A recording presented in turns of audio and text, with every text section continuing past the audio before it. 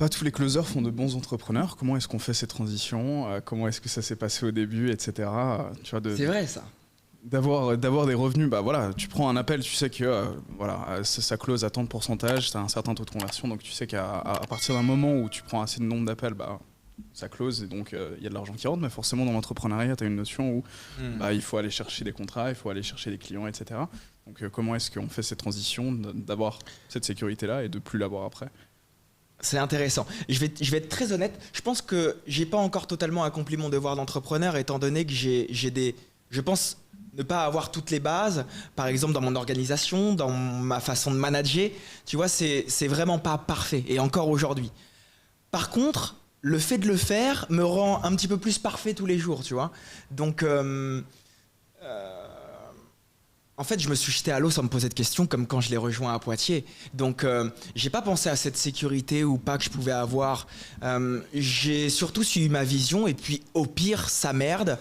Bah je reclose, tu vois, je reprends le téléphone et je reprends des deals, quoi. En fait, je pense que ce qui me sécurise, c'est pas le fait d'être closer ou d'avoir un business. Ce qui me sécurise, c'est le fait de savoir que j'ai été capable une fois, en fait.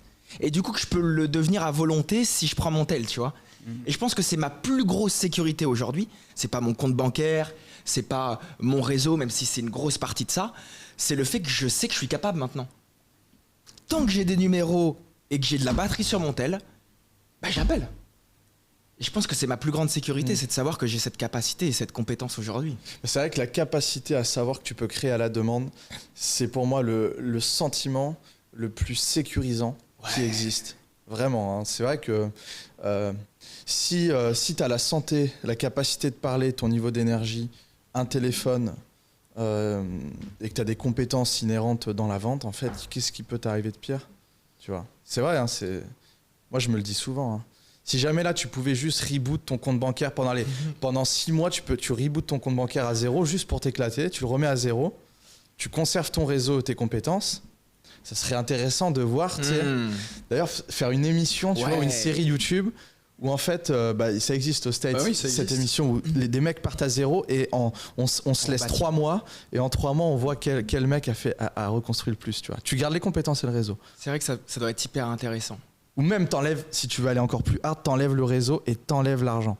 Tu gardes juste les compétences. Tu gardes juste les contacts, les numéros de téléphone, quoi. Ah, non, ok, sans numéro. Pas de numéro, compte bancaire à zéro, juste les compétences, ce qu'il y a là-dedans. Billionaires Undercover, Grant Cardone l'a fait d'ailleurs, à partir du moment où il a passé la barre du milliardaire. Bah, justement, c'est vraiment pas de compétences, rien. Littéralement, tu vas dans une autre ville, souvent ils font même un peu de... Tu vois, ils rajoutent la barre ou ils mettent un capuchon ou quoi. Donc, irreconnaissable, pas de numéro de téléphone, juste je crois que c'est $250 ou $500 je crois. Dans la poche histoire tu vois, de pouvoir acheter au minimum de la bouffe pour la première nuit, tu vois. Et après, bah voilà, recréer de l'argent à demande. Tu vois que ça c'est hyper intéressant comme sujet parce que moi je le vois au sein de mon entreprise aujourd'hui et avec du recul aujourd'hui, c'est vrai que si je devais refaire quelque chose et que je devais repartir à zéro, cette expérience serait bien parce que souvent on se dit que, tu vois, on pense que closer, tu vois, il y a des leads qui arrivent dans nos calendriers et on a juste à répondre à ces calls-là et puis close. Mais en fait, le vrai atout d'un closer, c'est que c'est vrai que si t'as pas de réseau demain et que t'as pas de contact, combien d'événements t'es prêt à aller faire? Combien de villes t'es prêt à aller faire également pour aller chercher de nouveaux réseaux, de nouveaux contacts? Parce que réellement, à partir de rien, c'est autre chose que d'avoir des leads dans ton calendrier et de pouvoir closer, tu vois. Je pense qu'un vrai closer, un vrai mec qui est chaud dans la vente, est capable de revenir à zéro et de rebâtir son réseau pour ensuite créer un lien qui fera qu'à un moment donné, il va acheter, le gars. Il va acheter. Mais de toute façon, si tu deviens tellement bon dans la vente, les gens viendront à toi. Si tu deviens incontournable sur le marché, les gens vont s'arracher, tu vois. C'est vrai. Et tu pourras poser tes conditions.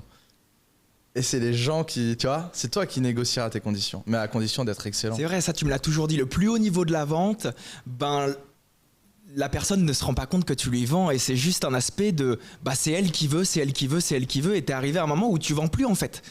Tu refuses. Ouais, c'est ça. C'est ça. Vous dites quoi aux gens qui disent que voilà, la vente c'est de la manipulation, c'est un peu voilà, Ouais, non, mais moi j'ai une théorie, un principe fort vis-à-vis de la vente, c'est La différence entre l'influence et la manipulation, c'est l'intention. Un marketing exceptionnel au service d'un bon produit, c'est génial. Ça fait beaucoup de cash, ça fait beaucoup d'impact positif sur les gens. Un bon vendeur, une bonne vente au service d'un produit merdique, c'est de la merde. Donc, en fait, il n'y a pas de souci à vendre. Vendre, c'est répondre à un besoin, tu vois. C'est faire en sorte que les gens se disent oui pour qu'ils puissent se résoudre un problème qui leur est cher. Moi, j'ai pas de problème avec ça. Au contraire, justement, pourquoi avoir un problème sur le fait de rendre service aux gens ? Depuis quand rendre service aux gens, c'est un problème ? Je pense que c'est une perception plus qu'autre chose. C'est vrai que le mot manipuler, on l'a dans l'esprit, dans le fait, ouais, la société te manipule, ceci, cela. Et donc, depuis tout petit, on se dit, ah ben, manipuler, c'est pas bien. Mais en réalité, comme il dit, c'est que si tu manipules l'esprit de quelqu'un à ce qu'il voit des choses qu'il n'a jamais vues pour faire ce qu'il n'a jamais fait, est-ce que c'est de la mauvaise manipulation et est-ce qu'il faut se retenir de le faire ? Donc, moi, je suis franc et je le dis à mes équipes, c'est que, ouais, on manipule. Mais si l'intention est bonne, comme il l'a dit, bah, continuez à manipuler.